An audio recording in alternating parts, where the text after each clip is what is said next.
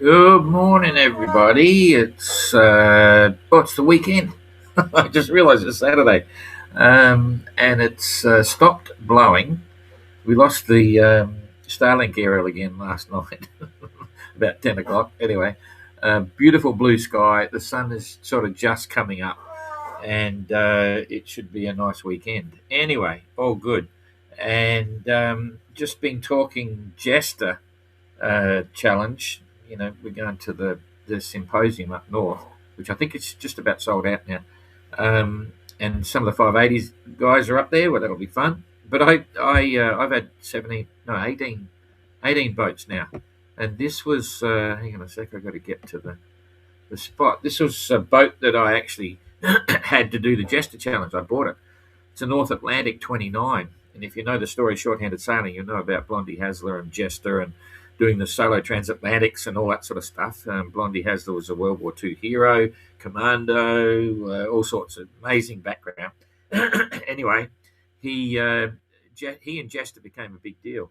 And so at the end of all that, as years went by, he got together with Angus Primrose and designed a boat that he thought was the ultimate cruising boat, which was a bigger folk boat. It was a 29-foot folk boat, basically.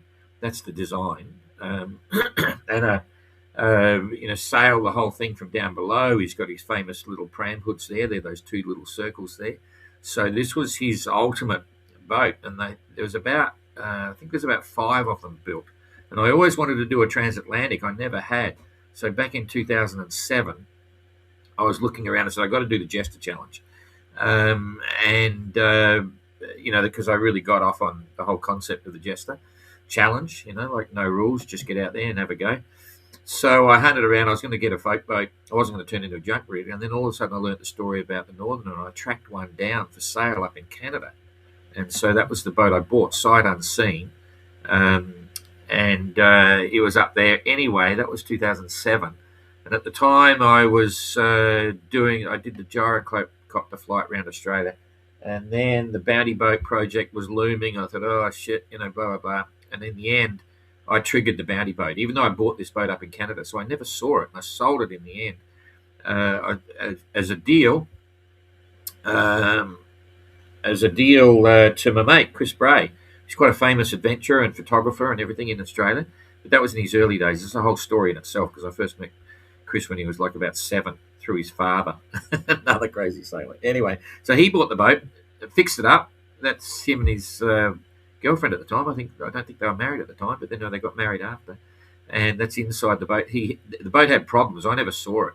And they spent 3 months getting it ready to sail when they went up there. And then they sailed it up over the North West Passage up through the Arctic. They spent 3 years cruising up through the North. So that was my only junk rig that I've ever owned, and I never sailed it.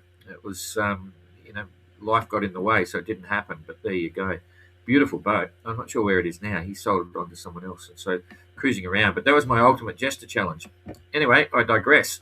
Renaud is actually now finished, and I've been having a bit of a laugh because apparently, there's this bit of a thing when we did well, anyway, let's talk about it when there's a few more people here. It's really funny. But anyway, well done, Renaud. He's in, so Dan must be close behind.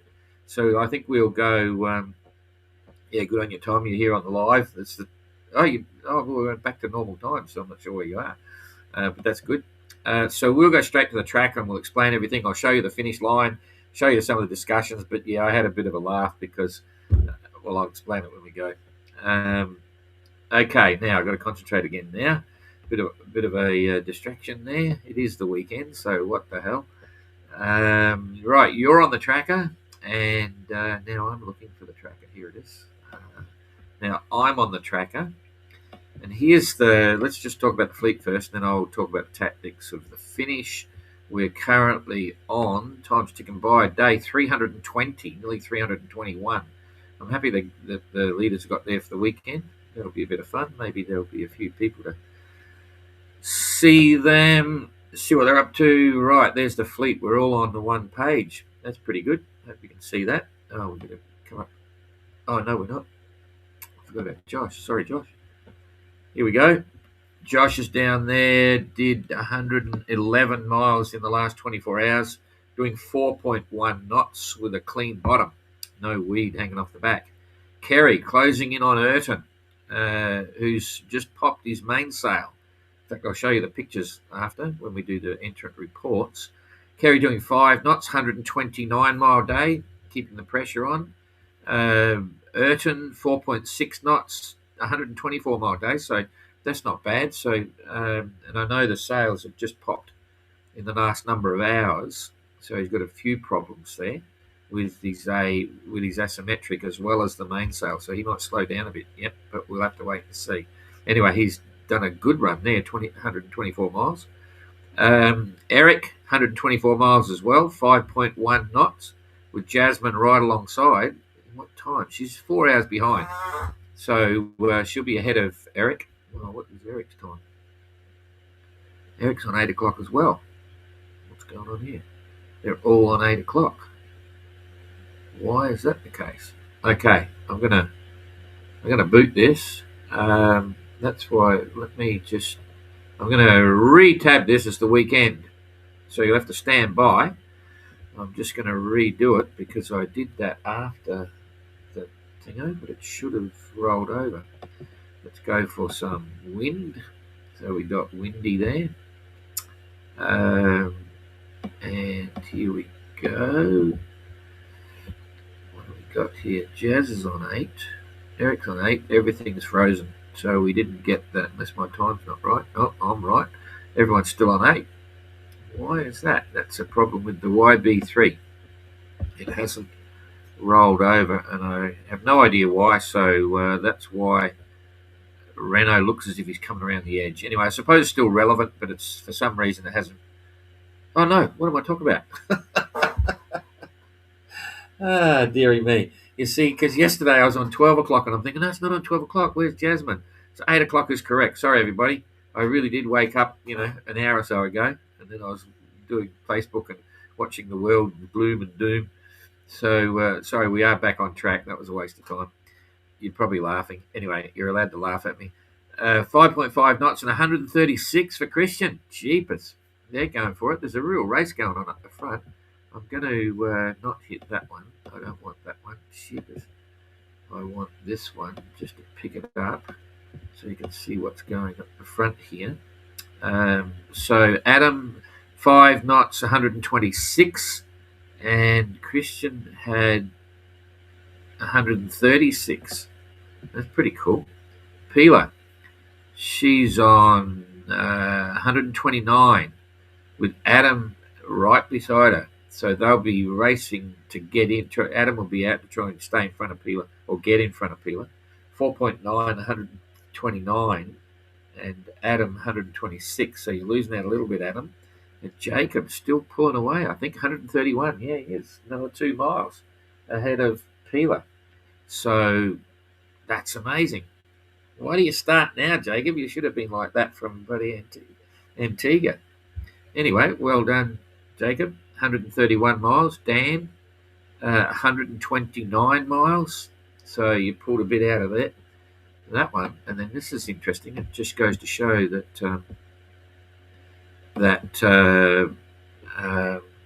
Renaud was only just crossing the line, but I've got his finishing photos and all that sort of stuff.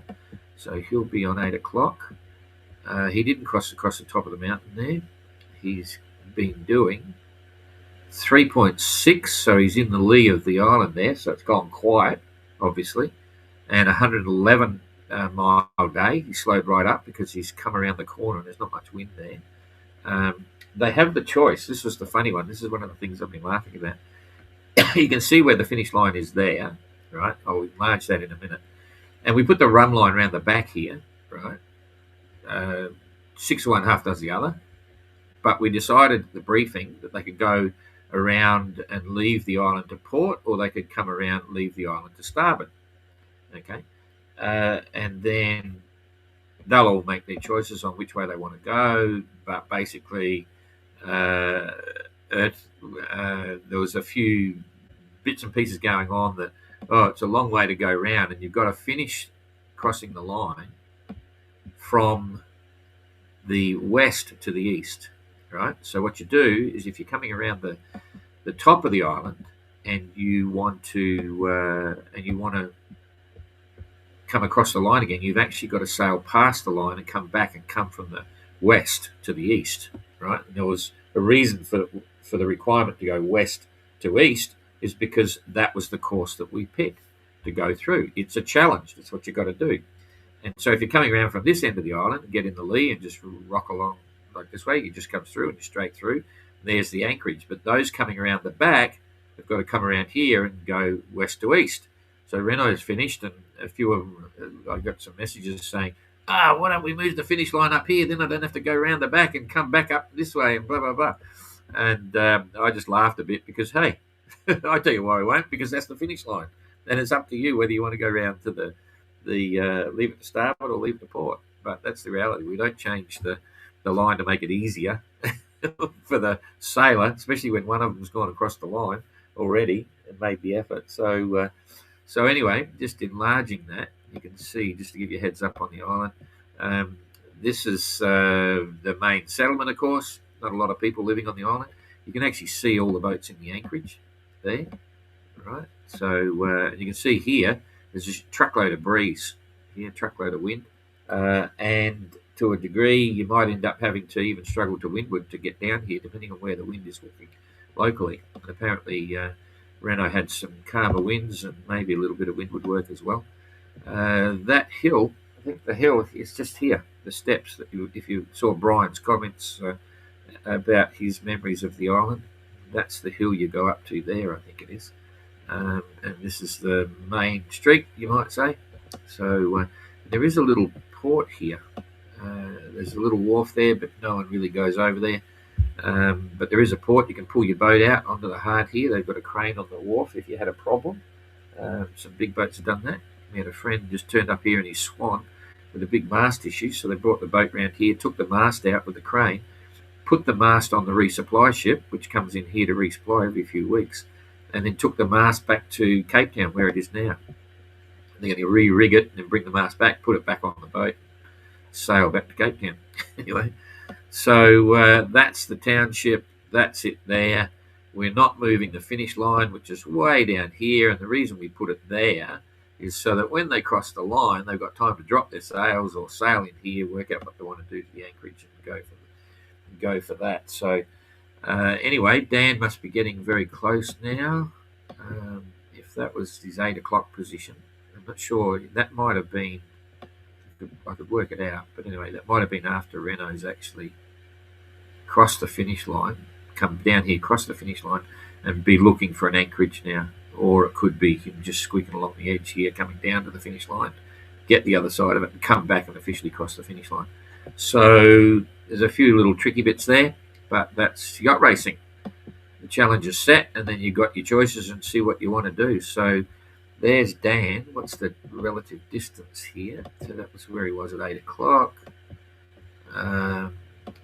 There's 8 miles. So, and he was about 16 miles behind previously yesterday. So there's 8, and there's, to get to the finish, another 4. So 12 miles. He's going to slow down around the corner. He's doing 5, so we'll do that one. So it's 1 hour, 2 hours. It's going to be 2.5 hours from 8 o'clock UTC, I reckon. 2.5 hours or so to cross over the finish line. Maybe a bit longer, maybe 3 hours, depending on how slow it is around the corner here. So, so Dan will be in very shortly, and then we come back here. So Jacob, distance from the finish. Jacob's going to be 3rd. Whoa. Okay. Boom. Boom. So from the turn point, Jacob is 4 miles, so 10 hours, 10, 11, 12. He'll be in about 12 o'clock. So 12 hours rather. So that's 8 o'clock tonight, 2000 hours UTC. He should turn up, and then the others just behind. Who's going to get in first between Peeler and Adam? No doubt they'll all follow around the other way as well, leave the port, but that's life. Okay, so not a lot more I can tell you there. I come back here and, we look at the weather. I think you can all see, but we better look at the weather. Someone might be very interested in that. just to see what the next couple of days are. Okay, go back there. Nice trade with now. I think we're seeing pretty constant trades. That's that. So now every 3 hours, boom. It's not certainly not getting any heavier. Nothing's changing. It's pretty consistent though. There goes through. There's the next couple of days. So it's not fast, not slow. It's about the same all the way through. And Josh, let's see. So we just go from there back to Josh. 300 miles. So he's going to be 2 and a bit days. So it's now Saturday, Sunday, Monday. Going to get in late Monday, I reckon. Yeah, late Monday, maybe a bit early before there. Kerry will be sometime on Monday, maybe, and the rest of the fleet rolling through. I'll be happy to get there. Okay, I think that's enough of that. And I'll come back here and I'll read you some reports and show you some pictures that have come in. First of all, there is a finished picture of Renaud, which is here. Flags and banners all boring through there. You see that? That was a picture of Renaud crossing the line. I have no idea who took the photo. That's after he's crossed the line, of course. So he's looking good. And while I'm there, that picture was from Ayrton. Ayrton's had some troubles. He's got a ripped mainsail, and he's pretty miffed, apparently, because he had it all fixed up. You see that? There's his main, all ripped up the top, and he's given up on it. He's tried to fix a few things, taping it and blah, blah, blah, but he's given up. And he said he's also got a problem with his, the A5 shackle broke at the bottom of his A5 on the bowsprit.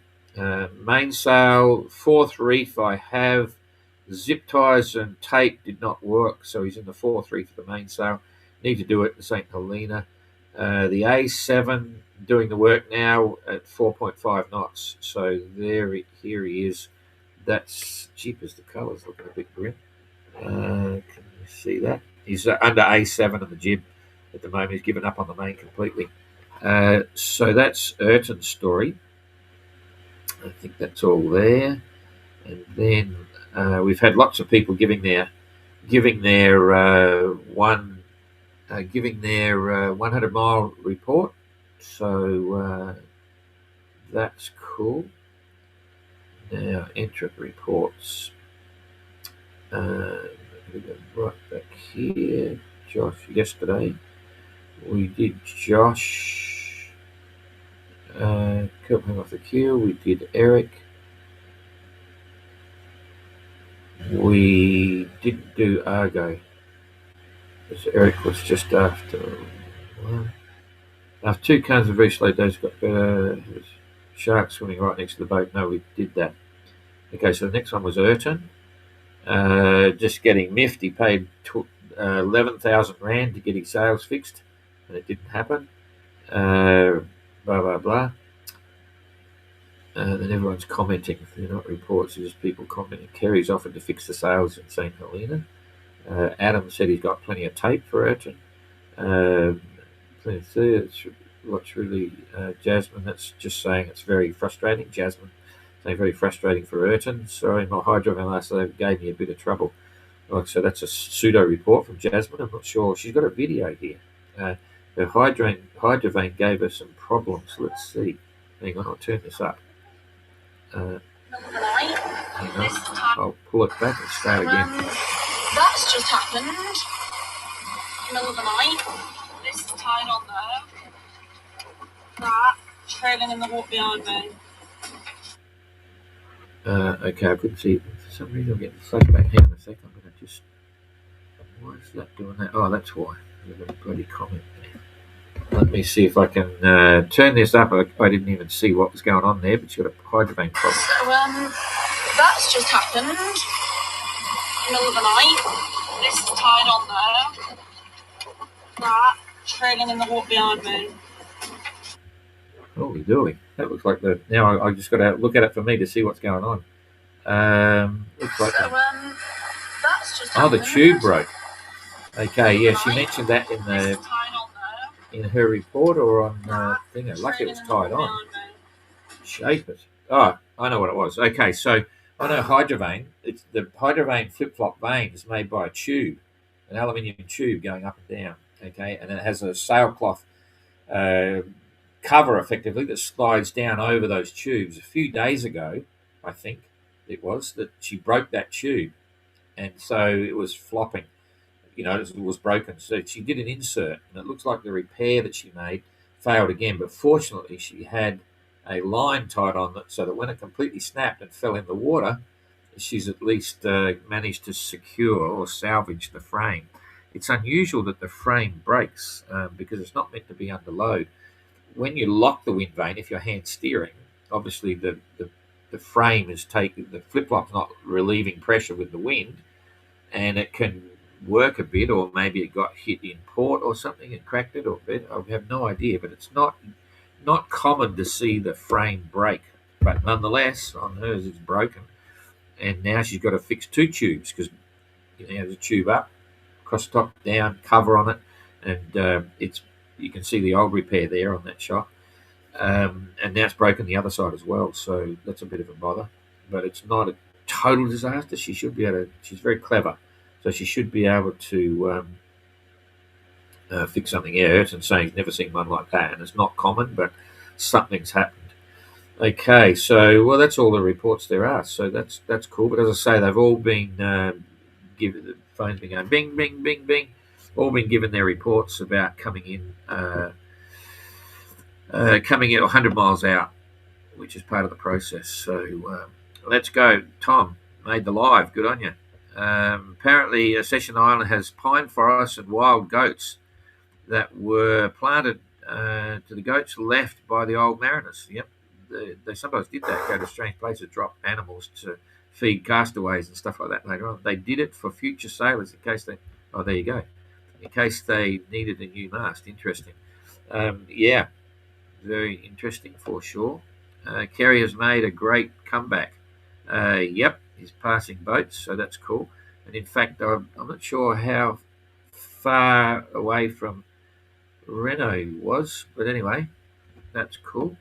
He's still within touch because his direct competitor, I suppose, is still Pila. Pila had 4 days or something up her sleeve, 4.5 days. Well, no, Kerry had 4. It was 4.5 days in front of Pila when they left Cape Town, and then of course he made the move north, and it didn't work out around Robben Island, and lost a couple of days, but he still got 2.5 days up his sleeve, I think. Maybe because they clock. Yeah, don't laugh too hard. That was my mistake. Capucine arrival, yes. So well done, Renaud, once again. Is there a reason they're popping sails? Yeah, they're getting worn. They're getting tired. So it's not as if it's chafe. It's not as if the stitching's chafed or anything like that. A couple of interesting things. Where the McIntyre MGR sticker is on the mainsail, it's like done on sailcloth, right? And it's on both sides of the main. Okay, so they're both stickers straight, sandwiched. The mainsail sandwiched in between the two stickers, one each side, and they're just stuck on. But one interesting thing was the movement of the cloth either side. It actually, if you get a bit of steel or something, you keep bending it like that enough, and eventually it's going to crack. Well, the sailcloth was bending differently where it wasn't held supported by the stickers compared to where the stickers were, and I think Adams went zipped along the top of that material. That was back in Mauritius. I think that was the case, or I saw it somewhere. Anyway, but it's not chafing stitching. It's not popping seams. It's all about the sailcloth degrading in the UV. Those don't put them away quickly and cover them with boom covers and things like that, or that's the top end of the sail, which often they're reefed, right? The sails are reefed down, but the top end is always there. And even when the sail is pulled down, because of the way the batten is, it's hard to get the last metre out and onto the boom, covered up and stuff. So the mainsail issues is all about UV degradation of the cloth, and the same with a lot of the spinnakers as well. They've had a lot of use sailing, so the material's down. And we're going to address that for the next edition. You'll see in the next 6 months there'll be a new set of sails, and those sails will be built to the same pattern and design, right? So they are exactly the same sails, but they'll be different cloth. So there'll be an MGR, we're going to call them MGR sails, and the standard 580 sails. So same two main sails. One will be maybe, we're not sure what the cloth will be yet. I've got a few things in my head. We'll talk to the sailmaker as well, but it'll be tougher cloth, higher UV resistance. We will also make some heavier asymmetrics, which will be MGR asymmetrics, and then it'll be up to the sailors to decide what they want to buy. If you weren't doing the MGR, you'd be nuts to buy the MGR sails, because the normal sails are good for transatlantics and club racing and all that sort of stuff, and they've nearly made it all around the world here where it is here now. So, and they'll obviously be cheaper because the MGR ones will have more work on them, and so on. So that's what's happening. Looks clear on the marine traffic for Renaud to finish. Oh, he's already finished. Yeah, he's. In fact, I've got his time here. I'll just. He's already sent the photo. Hang on. Where are we? Janet infos. Okay, Renaud finished at 7:14 UTC on the 10th, and I've got his required photos and everything there of the chart plotter, and he's got his banners and flags up and stuff. Oh, there's a video here. I think it'll be just showing the banners and banners. Yep, there it is. I don't think it's. Yep, he's cool. Is he going to say anything? No. So anyway, yeah. But anyway, he's so just confirming that he's on 7:14 UTC. Well done, Renaud. So that's cool. Jacques, oh yeah, that's someone from the family. Jacques, this is the brother, I think. Bravo, Captain A, again and again, and wonderful race for the places 2, 3, 4, 5. Oh, bravo, go on. You're fantastic. I agree. Quite amazing. So he's sweeping the pool there. There's congratulations, Captain today. Yep, really good. Telling the subs, oh, you're up early. Is that? Yeah, cheapest. Hello, Ada. Ada's heading out of town again. She was, what we talked, there was something I nearly mentioned. So you get sick of me talking to Ada, but we caught up with her again yesterday on something. I forget what it was. But anyway, oh, her bloody, it was snowing here in bloody Les Abdelone, as you know. And she did a clip and put it on LSTV. It got like 800,000 views or something. It's just nuts. She's got 4.5 million views. And there's not a lot happening in Les Abdelone over the last month, but she got 4.5 million views on Facebook with her stuff. It's quite amazing. Anyway, Tom, thank you for the info. No problem at all. I'm glad I realised it was 8 o'clock. Otherwise, I'd really be looking stupid. Mike Gay, g'day, Mike Gay. Great friends. Ferro cement boat, couple of times around the world. That was back in the day when I was building ferro boats. And great supporters of Dan. I think Mike and Gay were instrumental, and Dan Celestial, and the members of the squadron down there, bits and pieces. So yeah, Dan's doing okay. Okay, that's it. I got nothing else to talk about. I haven't missed anything. Done the reports. Yep, I'm there, and I'm not going back to bed. Don't worry about that. Okay, see you tomorrow. It'll be Sunday. I'll try not to waffle too much. One last departing picture. I was really miffed that I never got to sail this boat, because it's just an amazing boat. The design is really cool, and I'm sure you could still buy the plans. Graham would be happy to see about this. I don't know whether Graham even knows I had this boat. Well, technically I owned it. I never even saw it in real life. But it's a junk rig boat, Graham. So there you go. I had the junk rig boat. And Blondie, amazing guy. You can see the pedigree there. Very nice hull. Very nice hull. Great boat. And Chris Bray. And in fact, if you want to get on the website and have a look at the voyage and what Chris does, Chris is an amazing guy. It's called Yacht Teleport. So Yacht Teleport. And now, how can I get that on? I can't. Anyway, it's called yachtteleport.com. There's a whole gallery there, and showing the original owner building the boat and all that sort of stuff. And they had a 3-year. They did a really good film on the whole thing as well. It's quite a little adventure and a bit of fun. So if you're looking for something to do on the weekend, check out Chris's Yacht Teleport stuff. He's a famous international photographer now and adventurer. We supported him on a few trips. But anyway, I digress. I've got to come back here so I can turn it off. Rightio. That's it. I will see you later. Bye-bye. Better put that up. Like, share, and all that sort of stuff. Hang on. There you go.